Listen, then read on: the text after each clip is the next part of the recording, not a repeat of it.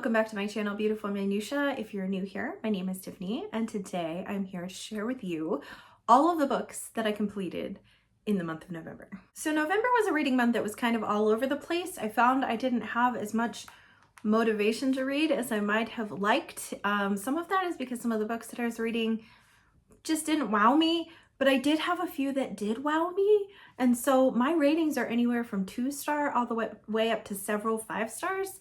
So yeah, it was kind of all over the place. I definitely did read some nonfiction for Nonfiction November. I read some classics. I read some Russian stuff. I read some middle grade. I read some YA. I read a manga. I read a little bit of everything. So for ease of me recording this video, I am going to go in the order that I read these books. I'm not ranking this time around, but I will tell you the star rating that I gave to each book. So the first book that I completed in the month of November is Attack on Titan Volume 6. This is a manga series that I am reading with Christy Lewis from Dostoevsky in Space, and really enjoying. I gave this one 4 stars. Most of the books in the series have either been 3 to 5 stars, and they're definitely more in the 4 and 5 star territory the further that we've gotten. If you watched my vlog from earlier this summer where I read the first one, I didn't know that these qualified as horror. I thought that they were just action. There is a lot of action, but there are like these humanoid creatures called Titans who are trying to break into the last remaining bit of civilization where humans have walled themselves into these cities with walls that are too tall for the Titans to get over.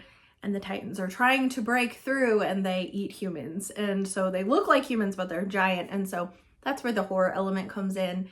I really am enjoying this series a lot more than I thought I would, especially after the first book. The first book just kind of took me off guard because I didn't know what to expect. But as the series goes on, I'm liking it more and more. I'm finding that there's a lot of really good character exploration and also exploration of like morals and ethics, which is something that horror tends to explore pretty well. And so I'm enjoying it. The next book that I completed this month was a buddy read with my friend Dia from Novel Idea. And it was The Toll, which is book 3 in the Arc of a Scythe series by Neil Shusterman. This is my lowest rated book of the year. I had such a difficult time with this one. And I went into it with pretty low expectations, knowing that most people don't like the 3rd book in this trilogy. I absolutely adored book 1. Book 2 was really, really good and I really enjoyed. And this book fell so flat for me. And there's a couple of reasons why, some of which are spoilery, some of which are not. So I'm going to share the non-spoilery reasons. Something that's so special about what Neil Shusterman does in the first 2 books is that this is a dystopian world in which humans have basically figured out how not to die, and so they're immortal. So they have these people who they make scythes who go through and exterminate some of the population so that way the earth doesn't become overpopulated. And so we get excerpts from journals of the scythes in the first and second books as to what's in their minds as all this kind of stuff is going on, some of which lived a long time ago and some of which scythes are still living.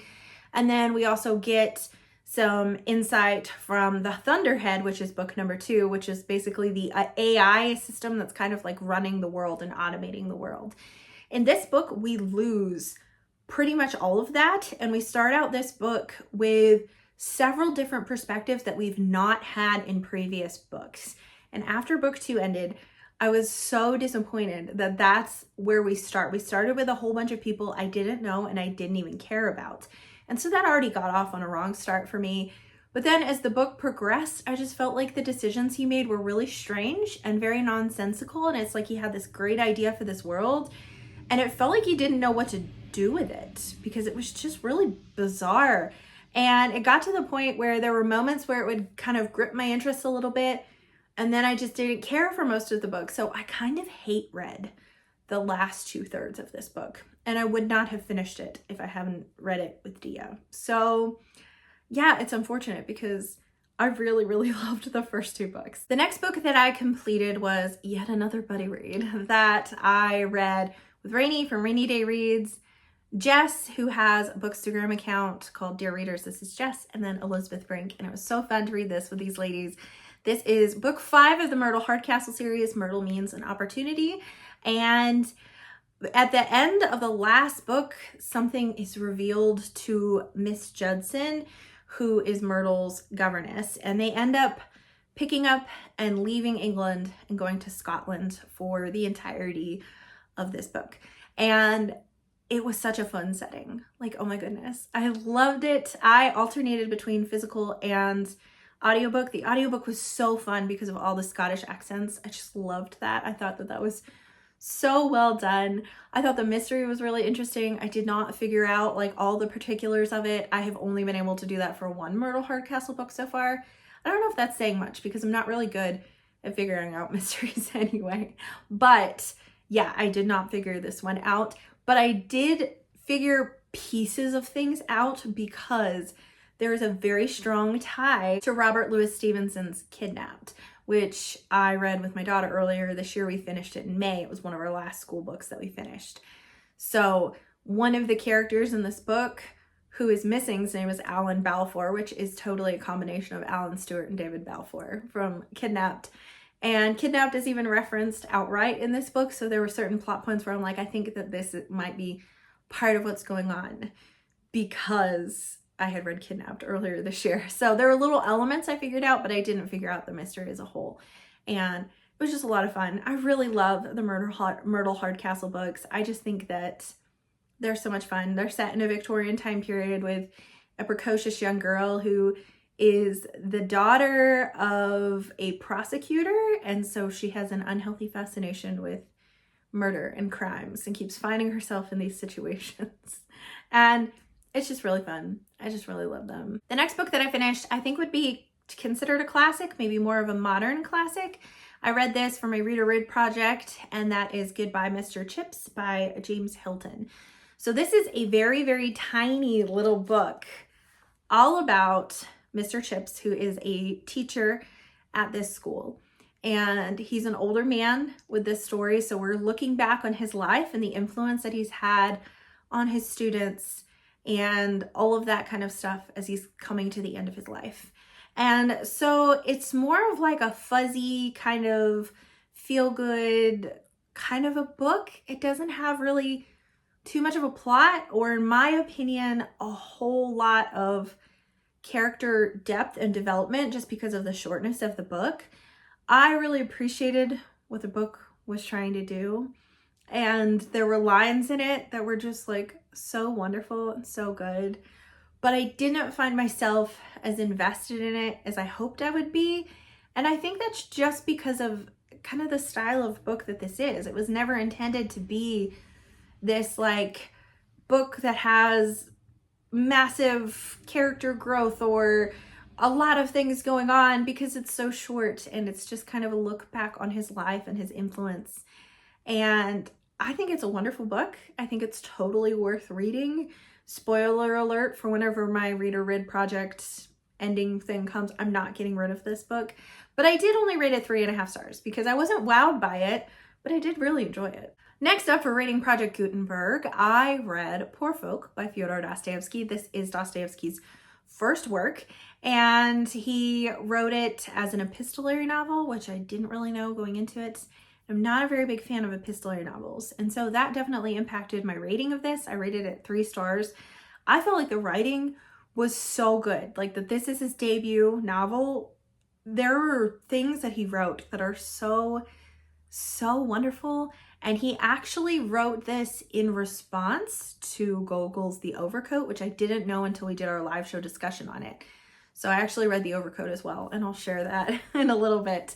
But I really did like this book. I would potentially read it again, but again, I don't love epistolary novels. I find it really hard to get invested in what's going on or invested in the characters because I feel just entirely like dropped in their lives without any background or detail. And so that makes it a little bit more difficult for me, I think. And I was definitely in the minority of people who felt that way. Like on that live show, so many people gave it 5 stars. So many people said that epistolary novels is one of their favorites because they feel like they're really in the head of the characters and they really like that. And they felt like Dostoevsky developed these characters well and that they got really attached to the characters. So I was very much in the minority of someone who didn't really feel invested in what was happening or attached to the characters. So I think it's just like stylistically 95% of the time epistolary novels just don't work that well for me.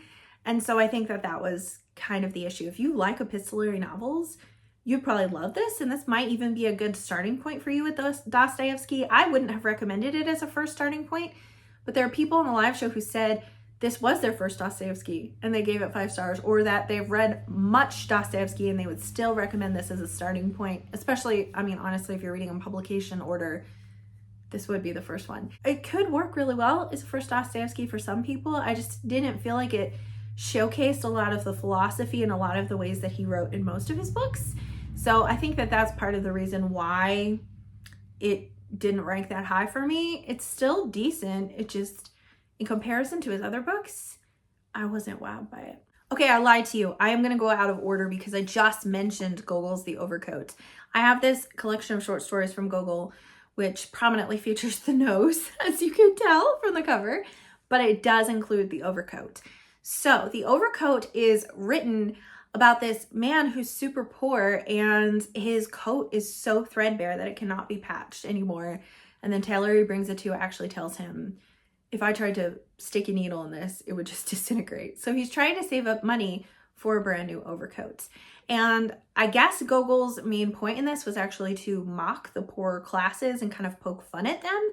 I thought that there was a lot of humor in this, but I also found it really sad. I guess maybe it's my modern thinking that didn't find it like it was just poking fun the whole time. But that is why Dostoevsky wrote Poor Folk, was to give a little bit more depth and background to poor people instead of just being like, haha, they're over there and they're poor and we're great, you know? Like, it was to flesh them out more and kind of show people that, you know, they're going through it over there.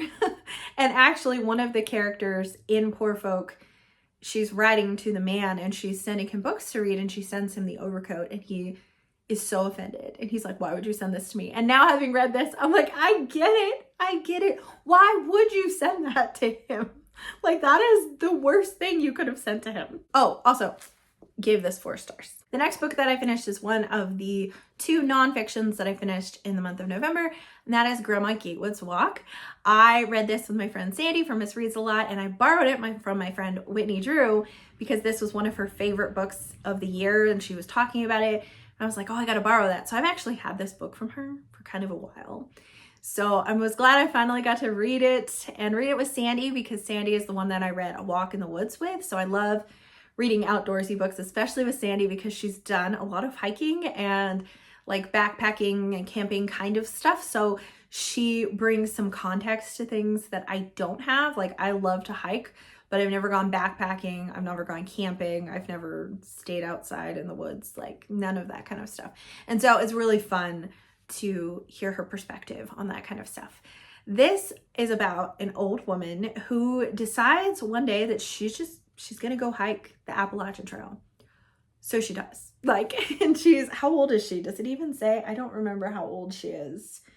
But she's in her, I want to say her 70s, and she just decides, I am gonna go. So she flies to Georgia and she starts there and hikes all the way up to Maine through the Appalachian Trail. And it is a very inspiring story. I really enjoyed it. I really enjoyed getting to know who she was. There are some things that I didn't love about it. Like, he goes into a lot of some of the current event things that are going on that I didn't feel like were overly relevant. Some of it I felt like was, some of it I felt like wasn't. And I wish that we had spent a little bit more time with her on some of the trails, because there's a point in the book where I realized, like, we aren't even quite halfway through this book and she's more than halfway through the trail. And so I was kind of like, what? I want to see more of what's going on. But because there was no one that was with her and she just wrote like little journal entries, I think that there was maybe less to say on some of those things. But she was such an inspirational lady.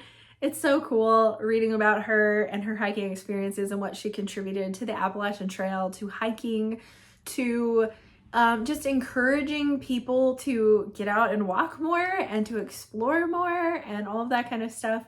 Just really, really cool. I really liked it. I give this one 4 stars. The next book that I want to talk about is my favorite book of the month, for sure, and it's gonna be in the top 10 of books for the year, guarantee you, and that is Joy in Christ's Presence by Charles Spurgeon. You may or may not have noticed that I hosted a read-along of this with my friends Dia from Novel Idea and Chrissy from Chrissy's Purple Library. It was so special to read this book with a group. I think it would have been wonderful anyways. This is one of my husband's favorite books ever. So I was really excited to read it and talk to him about it. But it was so cool to read it in a group setting. We had lives every single week to talk about it. You can still find those on my channel if you decide you want to go through and listen to them. And the first week, my family was visiting me and my dad was here from Iowa, and he hopped onto that first live and contributed to the conversation. And that was so special. And as we were reading this book, we just kept being reminded of so many praise and worship songs that we ended up creating a playlist of songs that it made us think of. So I'll link the playlist too, so that way you can check that out, because I think we ended with maybe like 50 or 60 songs. Like, there ended up being a lot of songs on this playlist. Anyway, so this book ended up being about seeking after the presence of Christ and the joy that he brings us in so many different situations and in different stages in our lives. At times when we're struggling, or times where we feel like we're elated, or times, whatever. Times when we need rest, times when we feel lost and abandoned, and what Christ's sacrifice on the cross really meant. And there's just, oh my gosh, this book is gold. And I'm pretty sure that everyone who read it with us felt the same way that Dia and Chrissy and I did, that this was so timely. Like, this met all three of us, and I think pretty much everyone who chimed in on the lives, right where we were. It was so encouraging and was just like a breath of fresh air into our spiritual lives. And I think every single one of us grew in Christ as a result of this book. Like, there aren't words. So you need to get this book and you need to read it. The last book that I finished this month kind of finished by the skin of my teeth, and it was for a book club meeting that was the next day. And so I've really been cutting it close with book club stuff. That's The 100-Foot Journey. I read this for my in-person book club. We were looking for something that would be cozy in November. And this is like cozy and foodie is how we thought it was going to be. And so this is written about a young boy who's growing up in India. And there's some tensions that happen in their village. And as a result, his family needs to leave India. They go to London for a little bit, but most of the book takes place in France. And this young boy has been raised by parents and grandparents who owned an Indian restaurant and instilled a love of cooking and food in his heart. And he wants to train to become a classical French chef. And so there are so many things about this book that I just loved. There's a blurb on the back that says it feels like Slumdog Millionaire meets Ratatouille. And I can totally see both of those comparisons, because it's very like rags to riches, very, someone who feels like they're out of place and they don't have a place in the world of cooking and in the kitchen, and their love for food. And that really comes across in this book. I think there's a lot of descriptions of food that are just so good, but there's some things in it that are kind of off-putting as well. Some of the descriptions will be so good, and then you'll get a description of something that is like really, really iffy that just pulls you out. Like, an example, he's describing this fish market at the beginning of the book and all these things that he sees, and then he starts comparing the squids that are like wet and their heads are like kind of pointed to the head of a penis. And I'm just like, why? Why'd you do that? And there would be things like that that would just kind of pull me out. I loved my favorite part of the book, favorite parts. I loved the part when they were still in India. And then I loved, there's two sections in France, one in Lumiere and one in Paris. And the section in Lumiere is so good. I love that whole section. That's really kind of like him really learning to cook. And then the last section, like I said, is in Paris. And to me, for some reason, I just felt really disconnected from the last part of the book. So the things that happen that are affecting him, I didn't feel very affected by. I was much more invested in the book up until that point. And then we have some time skips from when he leaves Lumiere, and then all of a sudden he's like in his 40s basically. And I'm like, what's like, so I think that as a result, when he's talking about certain people who are very influential to him or he had deep relationships with, I didn't see that influence or feel the depth of that relationship, because we skipped over some of that. And so there were parts of it that I loved and parts of it that I didn't. It was far from a perfect book for me. I'd probably rate it 3 stars, maybe 3.5, because there were elements to it that were so good. And I read it with some people who did watch the movie. This was turned into a movie that I had never even heard of and I haven't seen. And they said that the movie is so good, and they both, I think, liked the movie better than the book. So they're like, this is one of those rare things. Whitney Drew is one of those people. She's like, this is one of those rare situations where the movie is better than the book. So those are the books that I read in the month of November. Some wonderful, some less than wonderful. I'd love to hear from you in the comments down below. Have you read any of the books that I read this month? And if so, what were your feelings? Were they similar? Were they different? And I'd also love to hear from you. What was your favorite book that you read in the month of November? Thank you so much for watching. If you like this video, please hit like and also subscribe so you can continue to see more bookish content from me. And I will see you again next time.